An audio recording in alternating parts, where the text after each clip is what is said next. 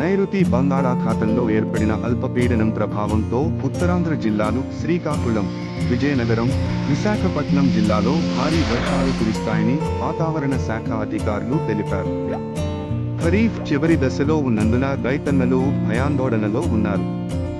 కోసిన వరిను కుప్పలుగా పేర్చి వాటికి కవర్లు కప్పాలని, నూర్చిన ధాన్యంను రైస్ మిల్లులకు చేర్చాలని రైతులకు వ్యవసాయ శాఖ అధికారులు సూచనలు జారీ చేశారు.